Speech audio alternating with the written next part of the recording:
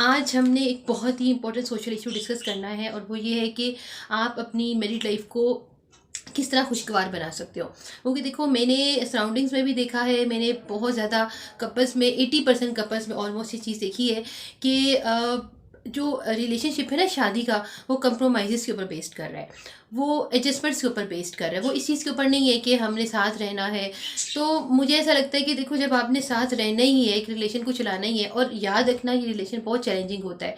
ये रिलेशन कोई फूलों का घर नहीं है कि आप ये सोच के इस फेस में एंटर होते हो कि बस अब तो लाइफ बड़ी फैंटेसी वाली है। तो देखो, ये एक रिस्पॉन्सिबिलिटी होती है। तो जब आप इस रिस्पॉन्सिबिलिटी को लेने के काबिल होते हो या समझदार होते हो और आपको समझ आती है कि आप, हाँ, आप ये रिस्पॉन्सिबिलिटी ले सकते हो, तभी आप इस रिश्ते में एंटर हो। और इस चैलेंजिंग लाइफ में बहुत सारे इश्यूज और बहुत सारे अप्स एंड डाउन भी आते हैं। तो कैसे उनको डील करना है और किस तरीके से आप अपनी एक मैरिड लाइफ को एक खुशगवार मैरिड लाइफ बना सकते हो। क्योंकि देखो, जब एक रहना ही है, एक रिलेशन को चलाना ही है, तो फिर रो के भी चलाना है, हंस के भी चलाना है। तो क्यों ना हम हंस के चलाना सीख लें। तो मैं आज आपसे जो एक्सपीरियंस शेयर कर रही हूँ वो मैं करूँगी अपनी 13 ईयर्स ऑफ मैरिज में। अल्हम्दुलिल्लाह बहुत खुशगवार ज़िंदगी है। और लेकिन इसका ये मतलब हरगिज़ नहीं होता कि हमारे दरमियान कभी आर्गूमेंट्स नहीं हुए या हमारे दरमियान कभी कॉन्फ्लिक्ट्स नहीं आए होंगे। बिल्कुल आए हैं। लेकिन एक माइंड में होता है ना कि सब कुछ होगा, लेकिन रहना इसी के साथ है। तो हम एक्चुअली बस इसी फार्मूले को लेके चले हैं।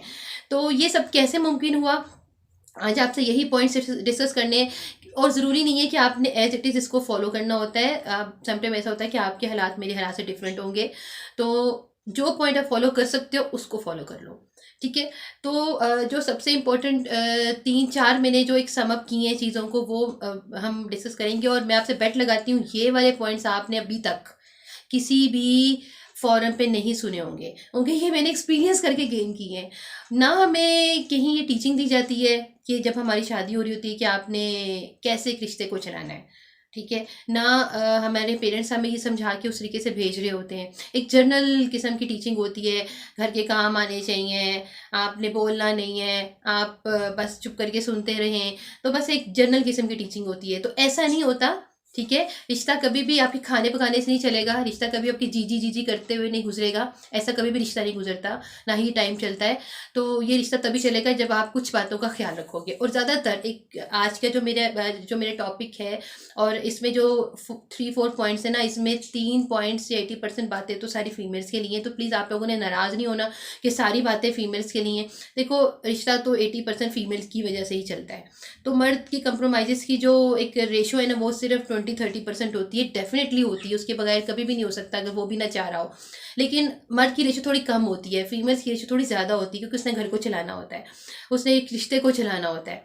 तो तो चलो देखते हैं क्यों, कौन से ऐसे पॉइंट्स हैं। तो देखो, जो सबसे पहली जो चीज़ मैंने देखी ना, जो बहुत सारे कपल्स में प्रॉब्लम्स क्रिएट करती है, वो ये होती है कि आप में इनसिक्योरिटी बहुत ज़्यादा होती है। आपको ये टेंशन होती है कि आपका हस्बैंड किसी दूसरी फीमेल की तरफ ना चला जाए।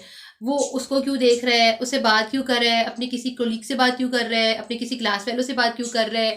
तो इस इनसिक्योरिटी से निकलो बाहर। ठीक है। ऐसे ही नहीं करना। निगरानियाँ ख़त्म, चौकीदारी करनी बंद कर दो। निगरानियाँ करनी बंद कर दो। उसके ईमेल, उसके फ़ोन कॉल्स ट्रेस करने, सब कुछ छोड़ दो। देखो, क्यों अपने आप को थकाते हो। याद रखना, जिस मर्द ने करना है ना, वो करके रहेगा। ठीक है। आप उसको रोक नहीं सकते। उसके पास 10,000 तरीके हैं कहीं पर भी जाने के, 10,000 तरीके हैं। तो देखो, जो उसने करना है वो करके रहेगा। बेहतर यही होता है, सबसे अच्छी चीज़ ये होती है कि आप पहले से ही डिसाइड कर लें कि कौन सी ऐसी चीज़ें जिन पे कंप्रोमाइज़ नहीं हो सकता, और वो क्या पॉइंट है। पहले से क्लियर होनी चाहिए कुछ बातें। और वो ये कि एक्स्ट्रा मैरिटल अफेयर्स किसी भी सूरत में टॉलरेबल नहीं होंगे। ठीक है। तो ये चीज़ें आप एक दूसरे को बिठा के बता सकते हैं। तो इससे क्या होगा कि आपकी लाइफ थोड़ी आसान होगी, और आपके पार्टनर को भी पता होगा कि मुझे किस लिमिट तक जाना है। तो अगर आप ये समझते हो कि आप निगरानियाँ करके या चौकीदारी कर कर या उसके फ़ोन ट्रेस कर कर या उसको रोक कर ज़बरदस्ती कि उधर नहीं देखना, ऐसे नहीं करना, ऐसे नहीं करना, तो ऐसे करने करके अगर आप अपने हस्बैंड को कंट्रोल कर सकते हो, तो ये आपकी गलत फहमी है। ऐसा हुआ नहीं आज तक। ठीक है। तो इससे बेहतर ये है कि जो टाइम आप इन कामों में लगा रहे हो ना, जो दिमाग अपना इन चीज़ों में ख़राब कर रहे हो, वो आप अपनी एनर्जी को थोड़ा सेव करो और अपनी इन्वेस्टमेंट करो।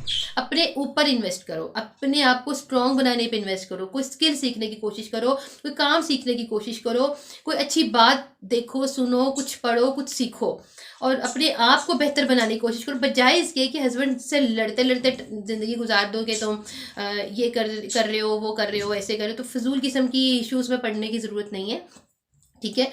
और अपनी लाइफ को भी आसान बनाओ, दूसरों की लाइफ को भी आसान बनाओ, ठीक है। तो अपने आप को स्ट्रांग बनाना है, अब टाइम जितना भी मिले वो अपने आप पे लगाना है, अपने आप को इम्प्रूव करने पे लगाना है, अपने आप को स्ट्रांग करने पे लगाना है। और या तो एजुकेशन ले सकते हो वो ले लो, अगर कोई स्किल सीख सकते हो घर में बैठ के वो सीख लो, अगर इतनी ज़्यादा एजुकेशन नहीं है तो आप सिलाई सीख सकते हो, आप कुकिंग सीख सकते हो, आप चैनल स्टार्ट कर सकते हो कुकिंग के ऊपर, कुछ भी किया जा सकता है। तो अपनी कैपेबिलिटीज़ को देखते हुए एफर्ट्स करो और इन चक्रों से बाहर निकालो, ठीक है। जो दूसरी चीज़ है इम्पोर्टेंट, जो मैंने जो देखी है वो भी मैंने ये बहुत ज़्यादा नहीं, ये कुछ कपल्स में थी, तो मैंने सोचा ये भी डिस्कस कर लेते हैं कि अपने हस्बैंड्स को ना थोड़ा स्पेस दिया।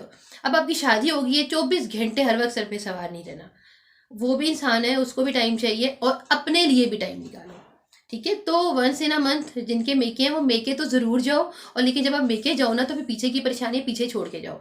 ये नहीं कि मेके गए हो तो फिर आप वहाँ पे बैठ के फ़ोन पे लगे हो कि भाई क्या हो रहा है, घर में क्या चल रहा है, क्या, ऐसी टेंशन से बाहर निकलो, ठीक है। और जब 2-3 दिन के लिए मेके जाते हो तो सुकून के साथ रहो, कोई कॉल मत करो, हस्बैंड से बात मत करो, पहले से डिसाइड कर लो कि आपने फ्राइडे को जाना है और संडे को वो आपको पिक कर ले। तो ऐसे अगर हो सकता है पॉसिबल तो ऐसे ज़रूर केयर करो। और अब 2 दिन जो हैं वो आपके अपने हैं, जो 2 दिन हैं वो उसके हैं, तो एक दूसरे को थोड़ा सा स्पेस दो। हर वक्त कॉल्स के ऊपर, हर वक्त फ़ोन के ऊपर, हर वक्त एक दूसरे से कनेक्ट नहीं रहना है, ठीक है। अच्छा, जो जो अब तीसरा पॉइंट मैंने डिस्कस करना है ना, वो थोड़ा सा कंट्रोवर्शियल भी हो सकता है और आपको लगेगा आप अपनी इस चीज़ को कैसे लेते हो, लेकिन ये बहुत इंपॉर्टेंट चीज़ है अगर तो आप अपनी लाइफ में अपने हस्बैंड की नज़र में रिस्पेक्ट बनाना चाहते हो और अपने घर को बहुत खुशगवार बनाना चाहते हो। देखो, हर मर्द का ना पास्ट होता है, 99.9% मर्दों का पास्ट होता है, और ये हमें सबको पता होता है, हमें हकीकत को एक्सेप्ट करना चाहिए, ठीक है। तो जब आप एक बंदा एक्सेप्ट करते हो ना, निकाह करते हो, उसे एक्सेप्ट करते हो, तो उसके पास्ट को भी आप ही ने एक्सेप्ट करना है। तो हर बात को इशू नहीं बनाना, हर चीज़ को इशू नहीं बनाना, आप हैं, आपकी अपनी इंपॉर्टेंस है। और एक और आज मैं आपको गुर की बात बताती हूँ, जब भी आपने अपने हस्बैंड को कभी भी किसी चीज़ से मना करना होता है ना, किसी भी काम से मना करना है, तो कभी भी ये नहीं कहना आपने कि आप नहीं ऐसे नहीं करना, या आपने फलानी फीमेल को नहीं देखना, या आपने फलानी से बात नहीं करनी, आपने ऐसा कुछ नहीं कहना है। क्योंकि देखो, आप सोचो कि कभी अपने घर के किसी बच्चे को भी मना करते हो ना कि ऐसे नहीं करना, तो वो वही काम करेगा। साइकोलॉजी है, हमारा माइंड है, हमारा माइंड पता क्या करता है, हमारा माइंड ना को पकड़ लेता है, नहीं को पकड़ लेता है, और बस उसी पे फोकस करना शुरू हो जाता है। तो मर्द में ना कभी क्यूरियोसिटी नहीं जगाओ, हस्बैंड्स में कभी क्यूरियोसिटी नहीं जगाओ। जब आप कहोगे ना कि आपने ऐसे नहीं करना है, तो उसके अंदर क्यूरियोसिटी की, अच्छा मतलब करेंगे हम तो, ठीक है। 90% करते भी हैं, वो अलग बात होता है, कभी हमें पता चलता है तो कभी हमें पता नहीं चलता। फिर इसलिए क्यूरियोसिटी नहीं जगाओ, आपने सिर्फ ये कहना है कि आप के देखो, ज़बरदस्ती किसी को नहीं रख सकते आप अपने पास, ठीक है। तो आप सिंपली जाना है तो जा, रुकना है तो रुक, यकीन करो कहीं नहीं जाएगा, पक्की बात बता रही हूँ मैं आपको, कहीं नहीं जाएगा।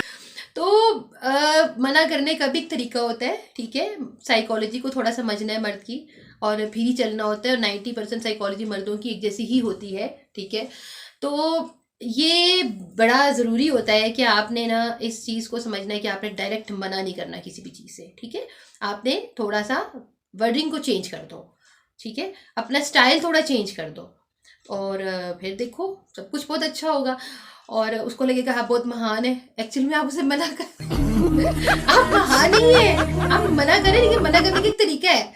तो ये एक आपको मैंने एक टोटका दिया है, ठीक है। और जो 4th पॉइंट है ना, वो एक्चुअली दोनों के लिए, मेल और हस्बैंड दोनों के लिए, अच्छा सॉरी, मेल और फीमेल दोनों के लिए, हस्बैंड वाइफ दोनों के लिए।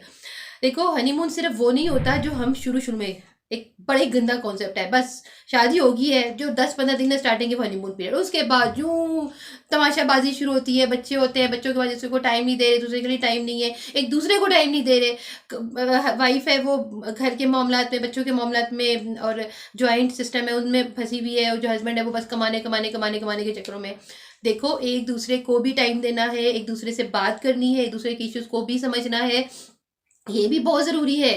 ठीक है। और जब आपके बच्चे बड़े हो रहे होते हैं ना, ये बड़े हो जाते हैं, अपनी जिम्मेदारियों को समझ सकते हैं, तो तब आप ये ज़रूर करो कि वंस इन अ मंथ जो अफोर्ड कर सकते हैं, हम उनकी बात करें, वंस इन अ मंथ किसी ऐसे हिल स्टेशन पे चले जाओ, 2 दिनों के लिए ना, ज़्यादा दिनों के लिए नहीं, किसी वीकेंड में, कोई एक वीकेंड मंथ में रख लो, चलो 2 मंथ्स में रख लो भाई।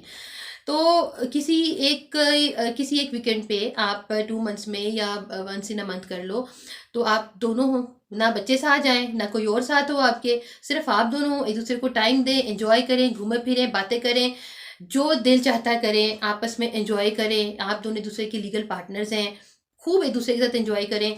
और यकीन करो, जब आपकी वापसी होगी ना ऐसे ट्रिप से, तो हस्बैंड की जो ऑफिस में परफॉर्मेंस होगी ना, वो डबल हो जाएगी।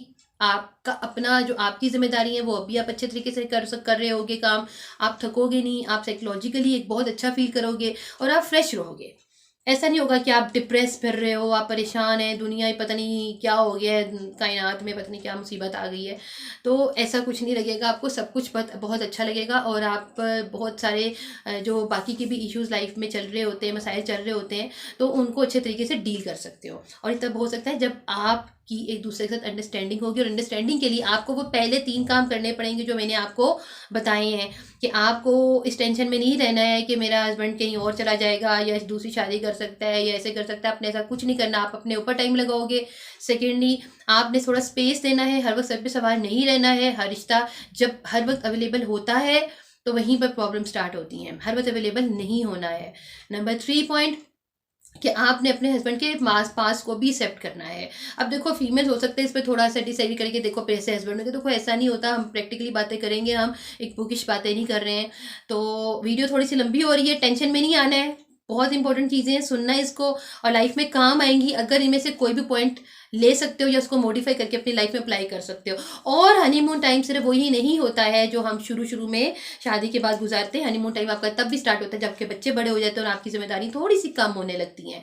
तो तब भी एक दूसरे को टाइम दो, और वंस इन अ मंथ नहीं तो वंस इन अ 2 मंथ्स कर लो। लेकिन एक दूसरे के साथ अगर तो घर में अकेले टाइम स्पेंड कर सकते हो तो अकेले कर लो, कहीं बाहर जाना है तो बाहर चले जाओ, बस बच्चे पास ना हो। हर वक्त बच्चों की चैन चैन को थोड़ा सा अपनी लाइफ से कम करो, कभी महीने में 1 या 2 बार ऐसा करो। ठीक है। तो अपने लिए भी टाइम निकालो, अपने हस्बैंड के लिए टाइम निकालो, हस्बैंड कुछ अपनी वाइफ के लिए टाइम निकाले, तो बाहर वालों की आपको परवाह नहीं होगी कि बाहर लाइफ में क्या हो रहा है।